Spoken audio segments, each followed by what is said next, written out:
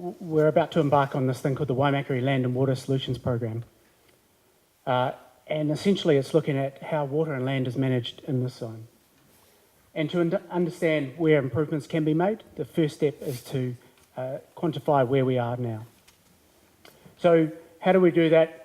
Myself and the project team over the last couple of years have been going around collecting data and observing different elements of our environment, and recently reported on via 9 reports. And those 9 reports cover the 4 wellbeings: cultural, social, economic, and environmental. And I guess the intent of tonight is to present what we have come up with over the last couple of years and start getting some feedback from you. Have we missed anything? Is there anything that you think that should be included? So tonight, there's quite a lot of information covered in those technical reports, and it'll be impossible to present it to you all tonight. So we're going to concentrate on some key points. And I'm not going to read through them, but they are listed on this page here. And as the presenters are going through, we'll just highlight these key points. As I said just before, there's quite a lot of information. We've got a lot of technical reports that are on the website. We've got the summary report, which is hopefully a view of all those reports that have been produced so far. And tonight we're going to have this conversation, or start the conversation about where we are today. I'd just like to point out that we have a website, www.waimakariri.water.nz, and all the reports, the summary document, and some interactive work is currently on there. So if you want to, feel free after tonight or tomorrow to go have a play. So over the next couple of scenes, basically what I do is set the scene, a very high level scene, and then I'm going to pass over to other presenters who are going to talk about their particular disciplines. So, the Waimakariri zone. This slide here shows 2 boundaries. The black line is the zone for the boundary that we are looking at, and the purple line is the district boundary. They're very similar, but there's one difference, and that being that the black line covers the catchments, the major catchments of the district. The difference is that all the water that flows into the zone is captured in that black line. And as we go through the presentation today, that black line is the one that will be shown throughout. So in terms of people in the zone, there's approximately 56,000 people, and most of those people live in the urban centres, and the 5 main urban centres: Oxford, Rangiora, Kaiapoi, Woodend, and Pegasus. But interestingly enough, about 77% of people live in the southeast of the district, so between the Waimakariri and the Ashley, and eastwards of Two Chain Road. There's a really interesting mix of land uses in this zone, and different from many other zones in Canterbury. You get lifestyle blocks and urban centres, and a mix of rural. And they all have their own challenges and opportunities. And in my opinion, it's a unique mix of lifestyle, of land uses. One of the things that jumps out at me about this zone is the recreational opportunities throughout the district. So there's kayaking, jet boating, fishing, swimming throughout this area. And it attracts not only people within the zone, but also from Christchurch and coming and exploring and playing in this zone. So this map here is showing soil drainage. The purple and the blues are soils that are either very poorly or poorly drained, and the browns are the more free draining soils. And I throw this up here to just give you the pattern. You'll notice that we don't have any data for Lees Valley. There has been recently a survey done there. I just don't have that data to hand. Generally what I see in this is heavier soils towards the coast, where it used to be wetlands that have now subsequently been drained. And you also get a lot of the heavier soils around the coast, the foothills margin, and along rivers and on the Maraku Downs. As many of you are aware, at the moment we're currently experiencing a dry period. This is the third dry year in a row, and it's having an impact on resources and demand for water in particular. But generally, in terms of climate, average annual rainfall tends to increase from the coast into the foothills. So at the coast, generally you get somewhere between 600 and 650 mils average annual rainfall, and in Lees Valley you might get over 1,200 mils per year. Average annual potential evaporation does the exact opposite. So at the coast you have higher AET, and towards the hills you have lower.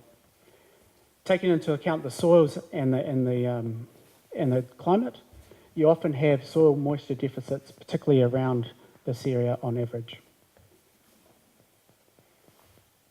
In the zone, as many of you are aware, it can be quite tough to find water. And as an example of that, we had a stock water scheme put in about 1896, and its job was to provide water across the central part of the Ashley Waimakariri Plains. So it's approximately 1,400 kilometres, and it provides water supplied from the Waimakariri River. And as many of you are aware, it's quite difficult to find other water resources in the zone. For instance, up in Lowburn, it's quite difficult to find groundwater, and even many of the surface water streams tend to go dry as they cross the plains. Typically it's quite difficult to find groundwater around Ewell Forest, and occasionally, or it is quite difficult to find groundwater in here. And in terms of surface water resources, it tends to be constricted to the Springford streams in the lower areas, the Ashley River, and of course the Waimakariri on the other boundary. The Cust, of course, Cust and the Cust Main Drain, obviously it flows a little bit up here, goes dry down here, and flows quite a bit as we get to lower end. So this is the last slide of the introduction. You take into account the average soils and the climate data, and it's no surprise that a bulk of the irrigation is centred in that mid-plains there. We estimate that there's approximately 37,000 hectares of irrigation as of April this year, and this includes 3 irrigation schemes, the biggest of which is the Waimak Irrigation Limited, and the command area is highlighted in this purple here.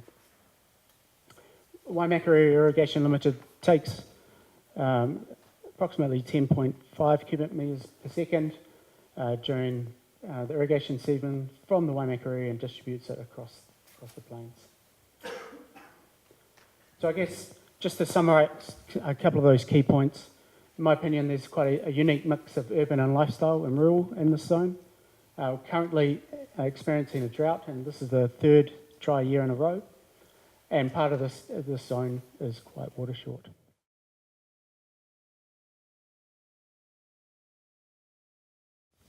Kia ora everyone. I'm talking on behalf of the group that was from Tuahiwi that's undertaken some work. I am Ngāi Tahu, and I've had the privilege of working with representatives from Ngāi Tuahiwi doing some assessments within the zone. So today I'm going to talk about their aspirations and the results of some of the assessments that we've done. But I just wanted to start by saying that the zone fits solely and wholly within the takiwā or the tribal area of Ngāi Tuahiwi. And even though you might think that that is one marae, Kaiapoi pa Tuahiwi, historically it was the hub and the centre of Ngāi Tahu, and a whole lot of tribal activity radiated out from that area. So it is one takiwā, but it is significant to all Ngāi Tahu. So I just want to reinforce that place. It remains of immense tribal significance. Because of the rich history and so many cultural activities that radiated out from Tuahiwi and Kaiapoi, across the zone, there are multiple sites of significance to Ngāi Tahu. And these are just some of the sites that you'll find across the zone. It's a very, very rich history. When it comes time to moving into scenario assessments, there's some big chunky components that describe the future that Ngāi Tuaherere want to see in the zone. And they're grouped here, starting up the top with river flows. You'll see that the description has changed a wee bit to what Ngā Runanga usually asks for. And in this instance, the description is a visible connected flow from, you've probably heard the phrase ki uta ka tai, from the mountains to the sea, and that's what is actually desired. Marae drinking water is vitally important, and linked to that as well is just the housing, all the activities and whānau that living around Tuahiwi and around Kaiapoi, not just the marae, but ensuring that those living in and around the marae as well have access to safe and sufficient quantities of high quality drinking water. And especially now, the opportunity for more whānau members to go and live back at Tuahiwi, there's an opportunity to ensure that they have got the security of water supply. Waitonga, that's the river, if there is a stream that is to be restored and subject to a whole of catchment restoration, Taranaki Creek is vitally important. Mahingakai, there's dozens of foods around the area that were used as mahingakai. We're compiling a list. I've only got 4 there, but we're identifying all the species that were actually taken. Whānau members have done a number of assessments, which we're going to summarise shortly. Although I've said the importance of ki uta ka tai, mountains to the sea, for Ngāi Tahu, the health of a stream is judged by the health of the estuary. And importantly, you've got the mouth of the Ashley River, you've got Saltwater Lagoon, and both of them, from the perspective of mana whenua, are in need of restoration. And probably the last one there is utilisation of reserves. Across the zone, there are reserves that have been awarded to Ngāi Tahu at different periods. And they were often for a specific purpose, whether it was for residential purposes, whether it was for fishing, or whether it was the right to occupy. And attached to some of those reserves were guarantees in relation to water. So in the future, there's an opportunity there for Ngāi Tahu to be able to utilise the reserves that they were granted sometimes, 100 years ago. Whānau went out and undertook a number of assessments. We used a cultural health index, which is using a number of indicators, probably about 14 or so indicators, to assess stream health. Been in the Rakahuri and have also been in the tributaries of the Waimakariri system, but we didn't assess any sites on the Waimakariri main stem. Last year, they completed a flow study at a number of sites in the Rakahuri. Craig Pauling and a team from Ngāi Tuaherere have previously undertaken a state of the takiwā assessment on the Ruatanuwha, or the Cam River, and there is an Environment Canterbury student assessing the contaminants in some of the foods that are taken from the estuary. That work is currently underway. Ideally, this is the matrix that we develop after we do our cultural assessments, and there are 2 key components. The one on the bottom, which, thank you, Matt has corrected, because I had a typo when I presented it to the Zone Committee. Going across the bottom, we've got increasing good health of a stream, and the other axis is increasing cultural use.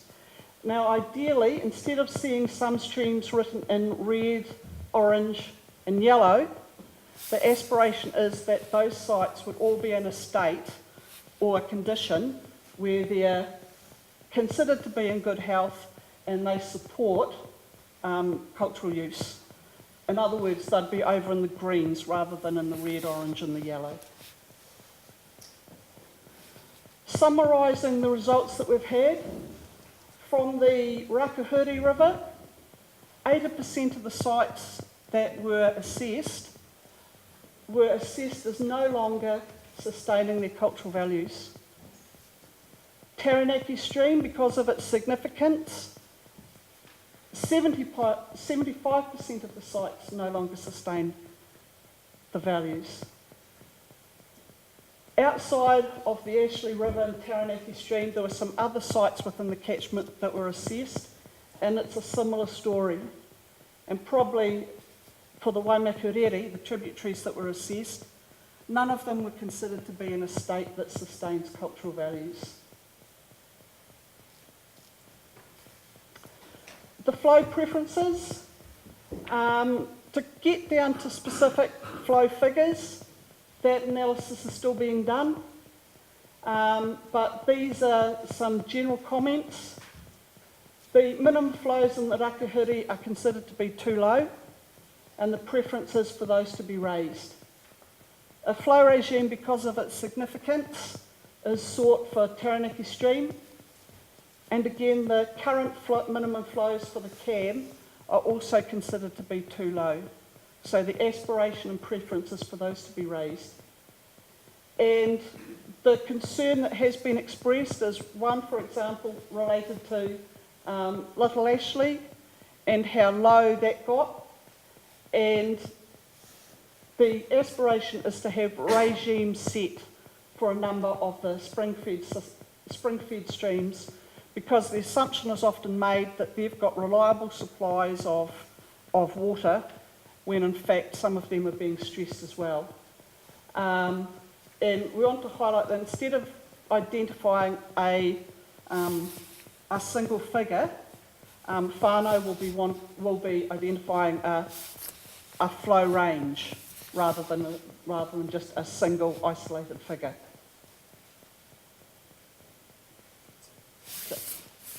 Okay, thank you everyone.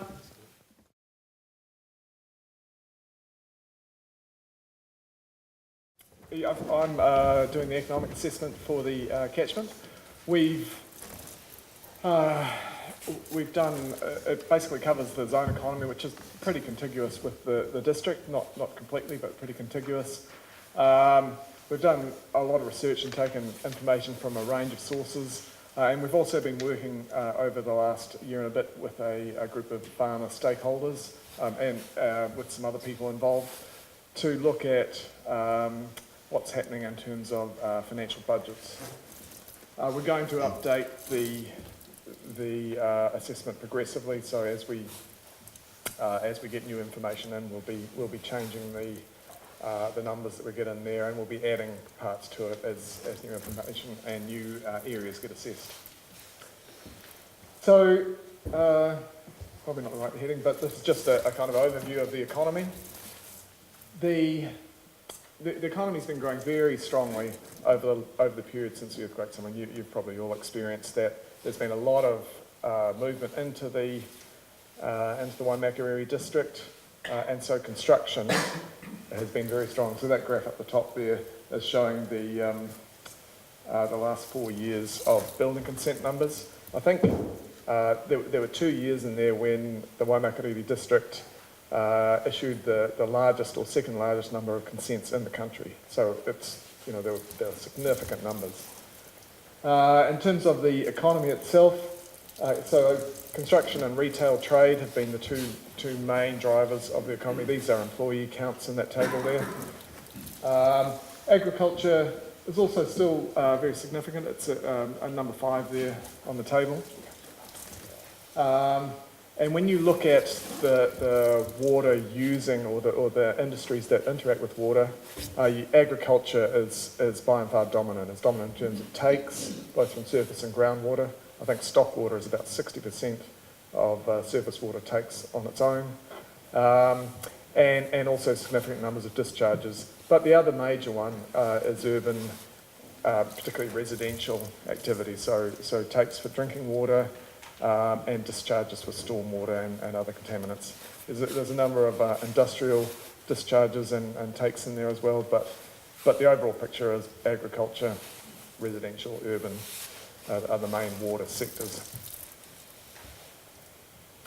The other really interesting feature, and again one that you'll be all very familiar with, is just the strong linkages with Christchurch City, which again, as Matt says, makes this quite an unusual economy.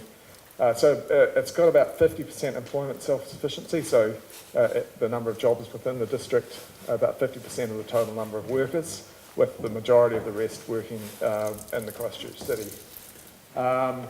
There's a lot of dependency on Christchurch for shopping, so not so much the kind of day-to-day stuff, the groceries and the books and that sort of thing, but destination shopping, so major items, furniture, cars, and specialty things, which you can't get in there. It's likely that'll change over time as the district grows, and you're able to get more kind of larger retailers and more specialty retailers. But at the moment, the boundaries between Christchurch and Waimak are very porous from an economic sense. So the economic indicators we've developed so far, they will focus on the water using industries, and we've basically just worked on agriculture so far. We've developed a set of financial models of farms with the farmer stakeholders, and we've put that into, also developed a regional input-output model that describes the effects of changes as they occur through the regional economy. It's models, so that they're not going to describe everything perfectly. They're intended to give a kind of general indication of how things move with changes and different activities. So just, always a caveat there. We had a lot of discussion within the farmer group about how we're going to deal with the dairy payout. So typically what we do with these budgets is we take 5 years of historical data as a kind of average of what's been happening for current. But obviously with the dairy sector, that's it's very problematic given the dramatic changes that we've had over that time, really high prices and really low prices. So we modelled a what we call the low milk price scenario as well. You'll see that in the report. And basically that says $4.50 milk revenue and another 50 cents of other revenue. So $5 a kilo of milk solids total revenue for a dairy farm, sustained over a long period. And so we tried to come up with a picture of what the farming sector, not just the dairy farmers, might look like under that scenario. Land use. So the big circle there is dry land, and the blue is sheep and beef. So sheep and beef are very dominant land use, and lifestyle is the other really big. Sorry, this is not dry land, this is total land use. So this is dry land and irrigated. So sheep and beef, the major one, but lifestyle also very significant. So lifestyle is the blue, and this green one is other, so forestry, scrub, water, and just land that's not being used for anything in particular. But when you come to irrigated land use, the dairy and dairy support are basically the majority, over 50% of the irrigated land use. Sheep and beef still important, and other arable and horticulture, much smaller land uses. So the picture is total land use, sheep and beef, and other irrigated, dairy support. And this is just a quick graph of a couple of economic indicators. So GDP. GDP is a measure of how much value is added in an economy. So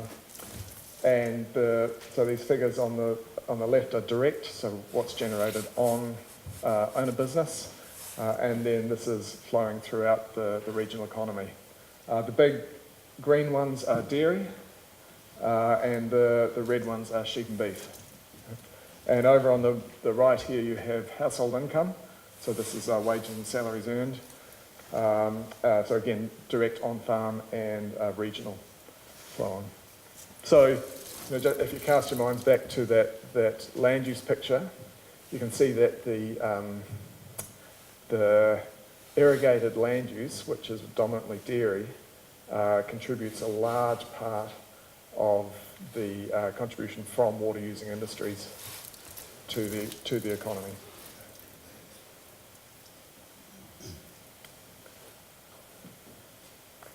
So just to summarise, this was a very brief overview.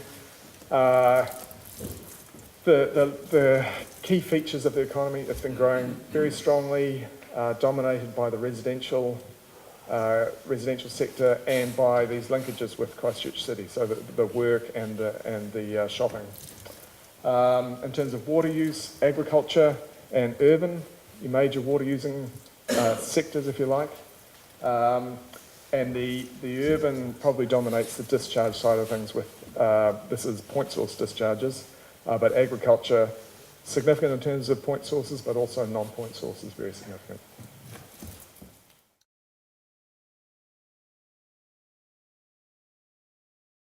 The first bit is terrestrial biodiversity and wetlands. So when we're talking about terrestrial biodiversity, we're mainly thinking about vegetation and the associated species that live in that habitat, and of course wetlands.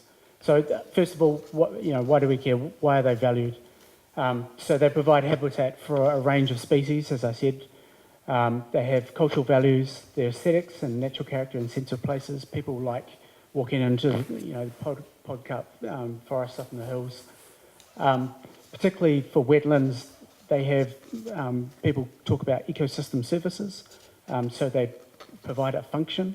And in terms of wetlands, they do these types of things, so filter nutrients as they come into a stream, or they trap sediment, or they moderate flood flows and also allow low flows to get into streams.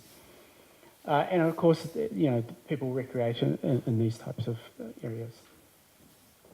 So this is a map created by a colleague of mine. I'll just explain the key. The blue areas that are either intact native or areas of high ecological significance. The yellow areas are a mix of, as I just said, intact native vegetation and high ecological values, but also with some pasture. And the red area is areas that have been modified. It's not to say that the red areas have no values whatsoever. There are still critters that live in the soils. There's still birds that live on the plains. It's just the saying that they are different from what they were 100, 200 years ago. What I get from this map is that over the course of human settlement, there's been a lot of change, particularly in this area. And when you look back into the record, a lot of this change occurred, particularly after European settlers. So drained a lot of the wetlands in the lower area and changed the vegetation makeup of the rest of the plains. I also see quite a lot of highlights in the area still. So you get the Dock Estate, of course, up in the hills. Along riparian margins, for instance, the Ashley Rakahuri, and not shown on this map, but particularly down by the Waimakariri, there's a lot of good habitat that's still available. The Ashley Gorge, the estuary, and the coastal wetlands. One thing to note about the biodiversity and vegetation is that while a lot of the change occurred 100 to 150 years ago, there's still progressive changes in biodiversity across the plains and even into the Lees Valley. So this slide is looking at wetlands and springs. So these small green dots here are springs. A lot of you might call them undercurrents or underrunners. And the blue patches up here and along the coast are the remnant wetlands. The work we've done estimates about 90 to 95% of the wetlands have been drained in the zone. And as you can see from this map, a lot of them, the remaining wetlands are along the coast and into the Lees Valley. For the springs, you get a lot of springs where the wetlands used to be, and a lot of these are permanently flowing or mostly flowing. You also get a series of springs associated with the Aire River. These ones are ephemeral, and they tend to only flow after you get big floods in the Aire River. So this is one of the community outcomes of the Waimakariri Zone community. And this is the aim is for Indigenous biodiversity in the zone to be protected and improved. And I guess I've highlighted it at risk because there has been changes through time and there still are changes occurring in the zone. So if I go next one. So as I said before, there are actually, I think, some real gems in this area, and I think that the estuary is one of them. So this is a map showing the Ashley Estuary. You can see Saltwater Creek flowing in to the north. Taranaki Creek flows in here, and this is the main stem of Ashley Rakahuri. As Gall, so the estuary is a sensitive environment, and it's at the bottom of the catchment. And as Gall said, it's culturally really significant. People collect mahanga kai here. It's close to Kaiapoi Pa, and I believe people used to come in and land canoes in this area, for instance. It's also socially really important. You know, people kite surf in the estuary, ride horses, walk their dogs, go bird watching, and a range of other things. And it's also environmentally significant. So you get things like this is a worm that you find in some of the sediments. Of course, lots and lots of braided birds. And depending on who you ask, the estuary is either internationally or nationally significant for bird life. I'm not sure if this is coming out very well, but this is a little crab coming out from a hole. And of course, some vegetation. So all in all, it's highly valued. So I'm just going to concentrate on a couple of points about the estuary. In the water quality in the estuary, nitrate concentrations are relative, they often exceed the thresholds for this environment, and bearing in mind that it's a sensitive environment. And a lot of those, the nitrate comes from inflows from the rivers, so Saltwater Creek, Taranaki Creek, and the main stem. So nitrate, one of the things that it does is encourage algae growth, and what algae growth does is a couple of things. It can trap sediment, so you start building up fine sediment in the estuary. The other thing it can do, and it's kind of shown in this middle picture, is when it dies, the algae dies. What it will do is deplete the water and the sediment of oxygen, and it makes it for a very poor habitat for things to live in. There's a couple more things we'll highlight. So sedimentation, we think, is possibly an issue in the estuary. We need to go back and do a bit more work. We've only got one. This map here shows a series of mapping that we did of the sediments in the estuary, and we need to go back in time and figure out if there's been changes in that fine cover.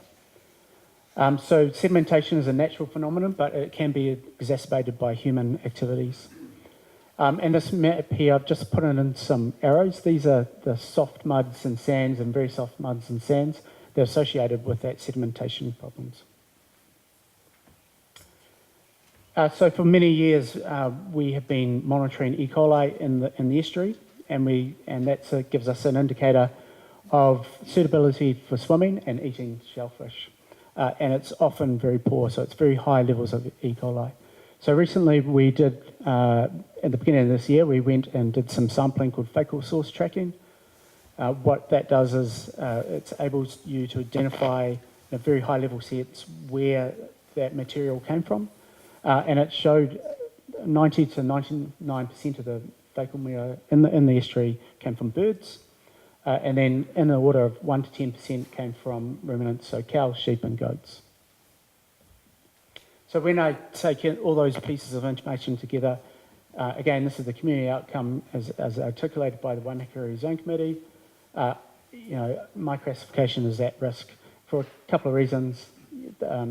This Ashley River includes the estuary, and it's probably not meeting this, but for particularly good reason.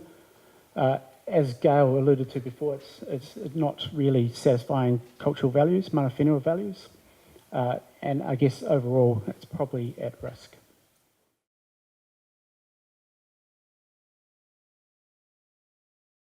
Okay, good evening.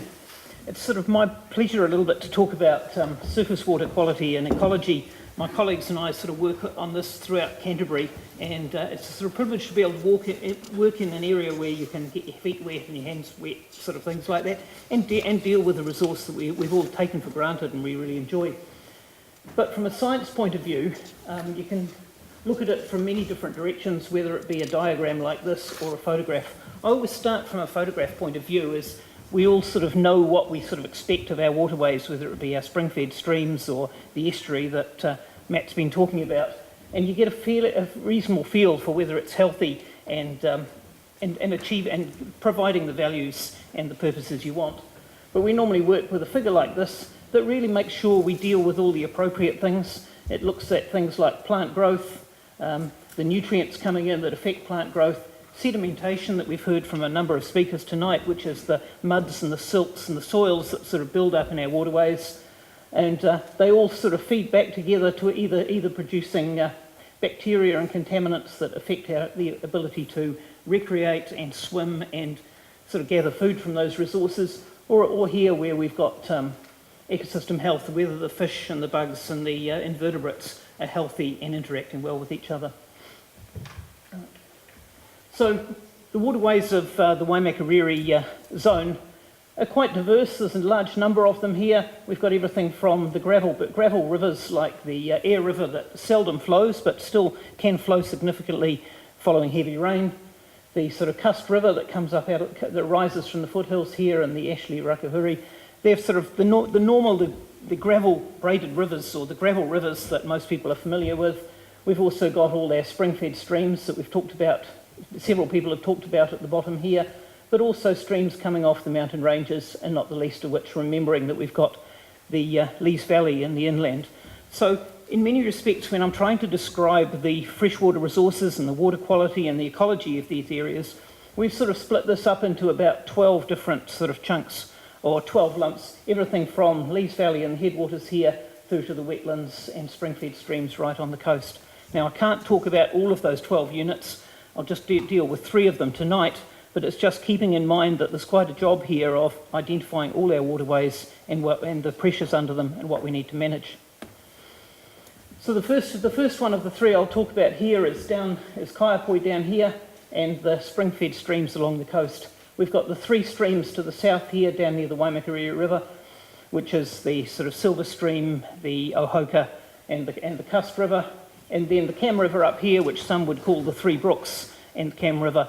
So it's a series of 6 or 7 sort of spring-fed stream systems which are largely gathering groundwater.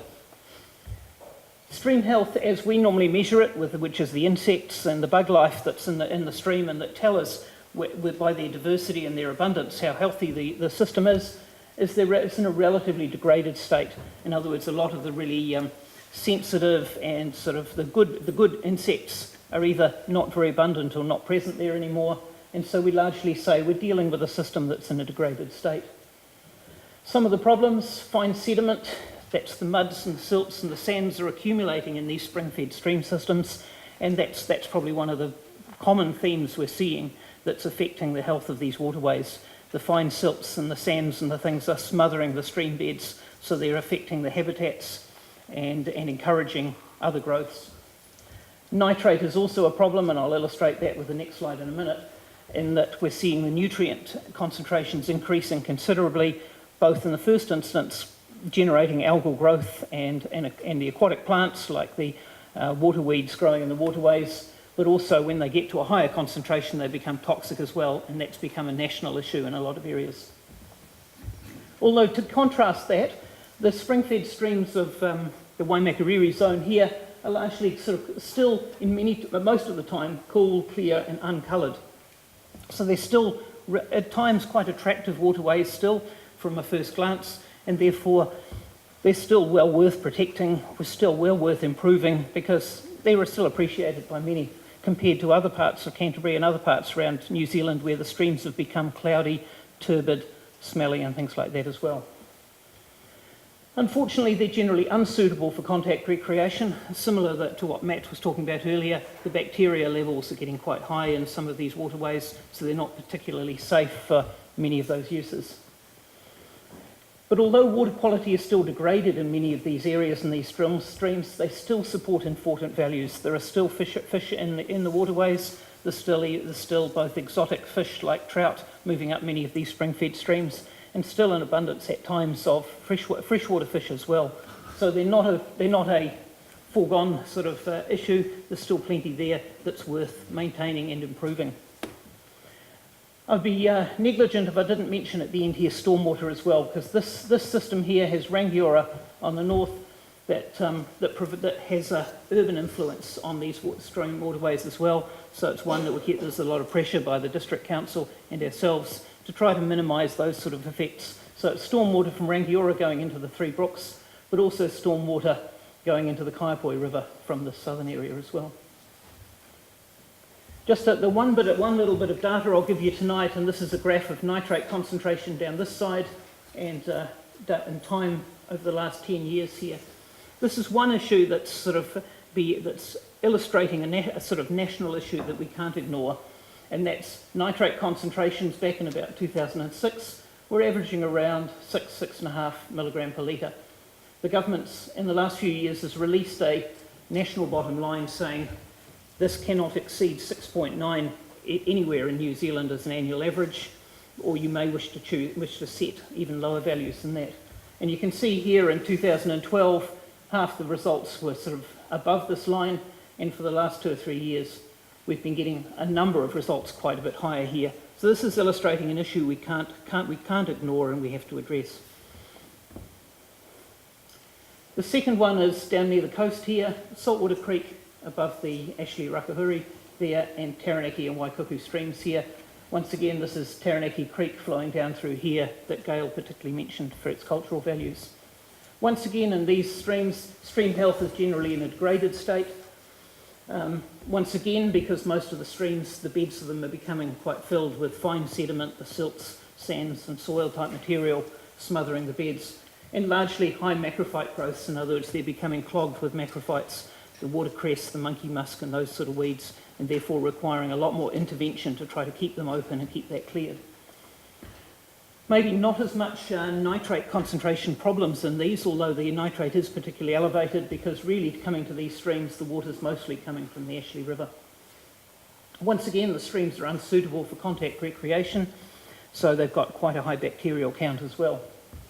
And once again, I'll reiterate what Gall mentioned earlier, particularly with Taranaki Creek, but in many of these areas, they have particularly high cultural value from both the history of the Kaiapoi and past site Tuahiwi and a long history of cultural uses. The third and final one I'll deal with here is the Ashley River itself, from the estuary here running up to the Ashley Gorge, and this area to the north, which we call the Lowburn Fan. And it's an area that's quite different from the plains areas. Stream health is probably good in half of these rivers because they still largely retain a sort of gravel bed rather than a silty, muddy bed. Recreational, social and cultural values, they're quite important. As somebody that grew up in this district, this is the area that I often went and recreated as a small child, and I'm sure many other people did as well, in these relatively safe gravel bed rivers. In a drought, we're starting to see fine sediment accumulating in many of these streams, and we're trying to decipher whether that's mirroring the problem we've had elsewhere, or whether it's partially a consequence of the measuring we've been doing in the drought recently as well. The other one is periphyton, which is the algal slimes and algal growths on the bed of these gravel and cobble bed rivers is becoming a problem. It's generally low in most of these smaller streams, but in the Ashley Rakahuri it's becoming more of a problem, particularly when we get toxic cyanobacteria growing on the bed of these. And that's a toxic health risk. It's potentially toxic to people as well, but it's particularly been a problem particularly toxic to dogs, and we've had some dog deaths in those areas as well. So there's work to do there.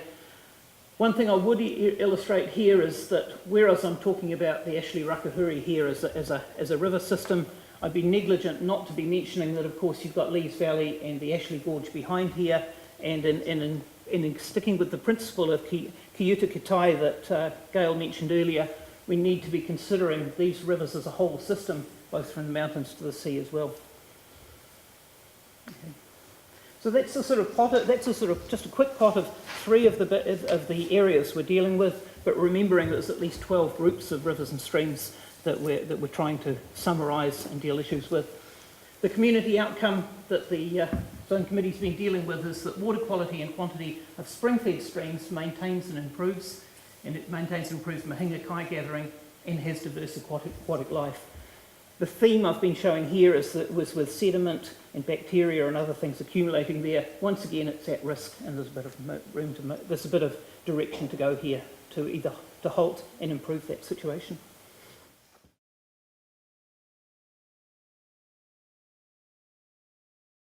I'm going to talk to you about both groundwater quality and groundwater quantity and hydrology. It's called the Golden Triangle by some people.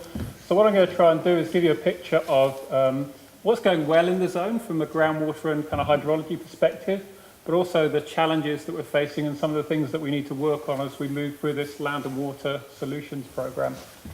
So in terms of groundwater use, I thought I'd better just start off by saying, why groundwater is important, and probably I'm preaching to the choir here a little bit, because a lot of you will have private water supplies for your drinking water.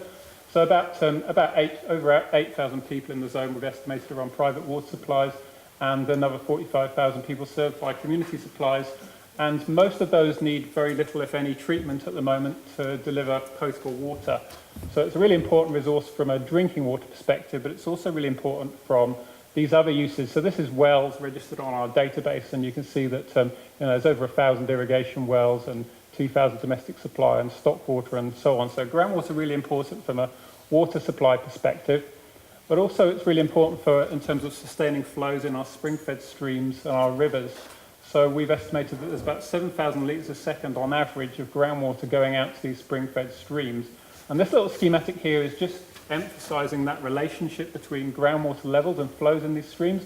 They're very sensitive to groundwater levels, so you get a small drop in groundwater levels, you can see a very large reduction in spring-fed stream flows. So I'll come back to that point a little bit later in the presentation. So moving on to groundwater quality now, just a really quick snapshot of where we're at. I'm going to focus on nitrate. The current state groundwater quality report has got more detail on some other parameters like contaminant microbiology and some of the natural parameters that can be high in the zone. But anyway, as far as nitrate goes, we're sitting at a median concentration of about 3 milligrams a litre. Now, the drinking water limit for nitrate is 11.3, so we're well below that as a median concentration. And just looking at how we compare to, firstly, New Zealand. So there we are at about 3, New Zealand somewhere between 1.5 and 2, and Canterbury at a whole about 3.6, 3.7. So somewhere in the middle there, not doing too badly, but a bit worse than New Zealand as a whole. So how do we do as far as the drinking water standards go in our wells? Well, pretty well actually compared to some other parts of Canterbury. Only about 3% of the wells we've sampled have exceeded the drinking water standard of 11.3 milligrams a litre, and we've sampled a lot of wells over the years, so that's actually pretty good. And so there's been a few hits around here at Cust. I understand that was a former piggery kind of point source discharge that has since gone away. And so a reasonably good picture of drinking water quality with respect to nitrate. Microbiology also looks reasonably good as a whole. So where are we going from here? So this is where we look at trends in, you might just want to flick on through. This is where we look at trends in nitrate over time. Same kind of graph Adrian showed where we've got our nitrate concentration on the axis there.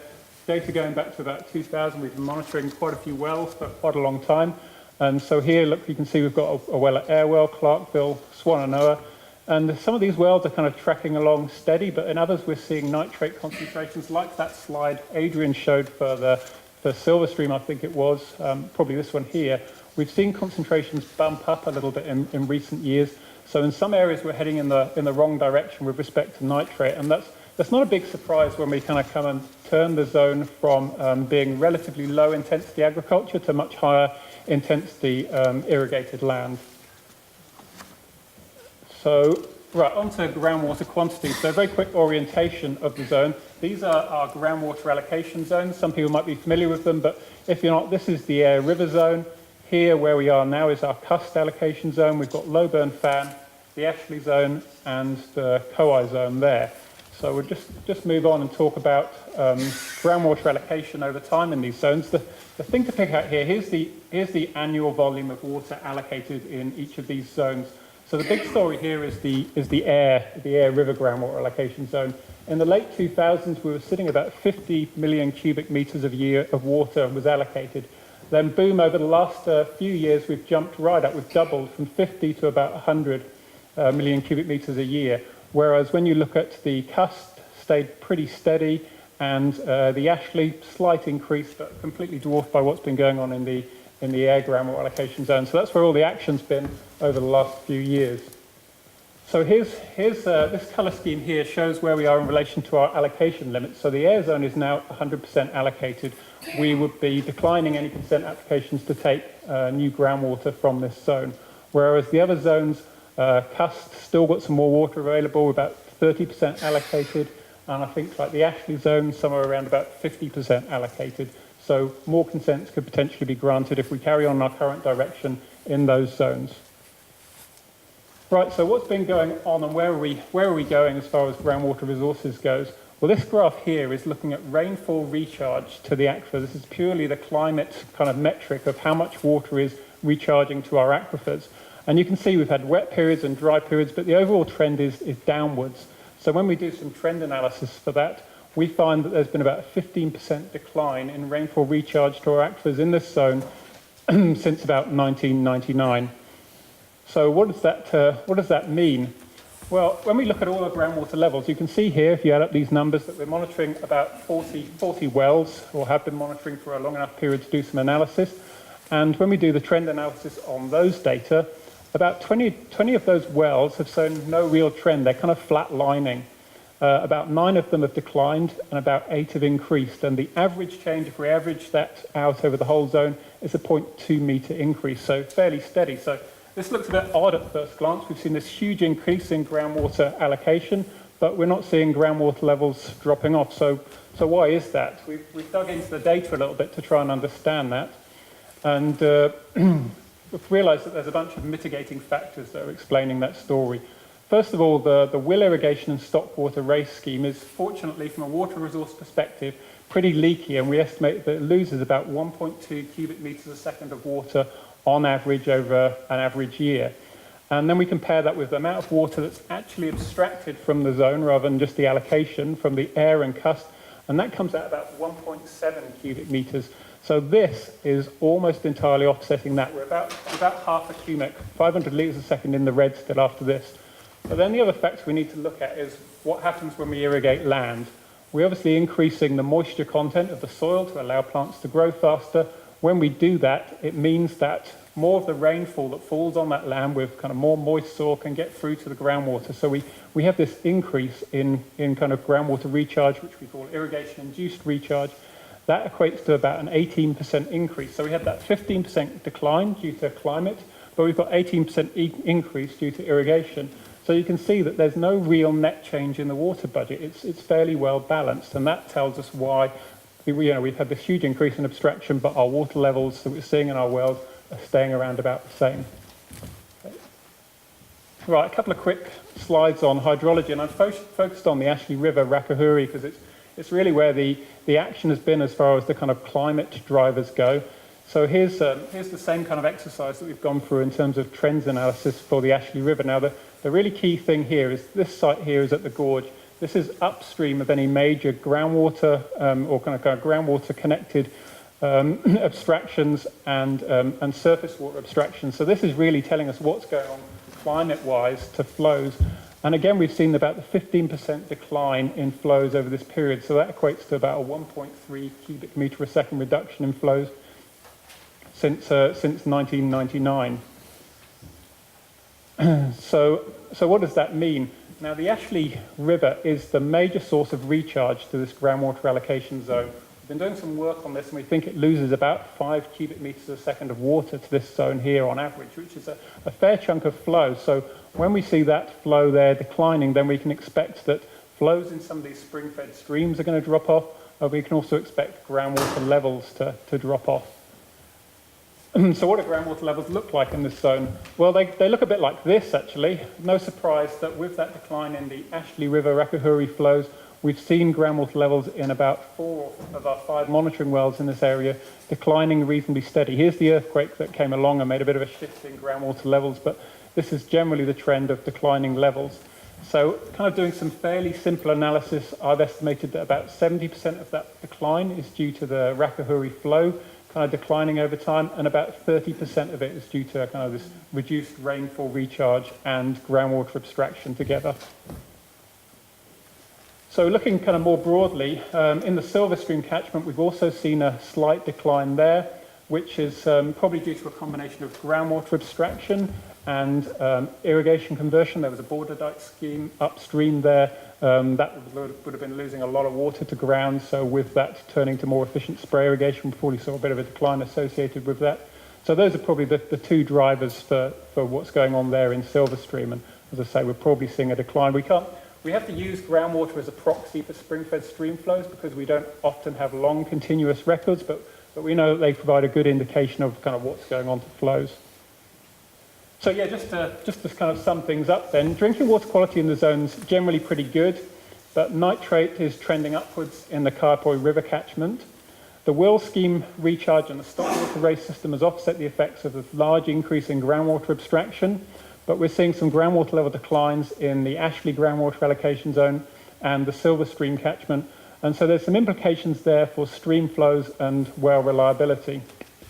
Right, so this is my last slide now. What I'm going to try and do here is talk about outcomes from a groundwater perspective. And the Olympics might be well and truly over, but I'm going to be giving out medals still tonight. But it's kind of a bit like a kids' school sports day where PC's gone mad. Everybody gets a medal tonight. And it's kind of the Canterbury Olympics, not the World Olympics or not even the New Zealand Olympics. It's kind of a relative medal system, but I just want to try and make it easy to follow. So first, one of these outcomes that we've heard talked of in a couple of previous presentations, safe and reliable drinking water.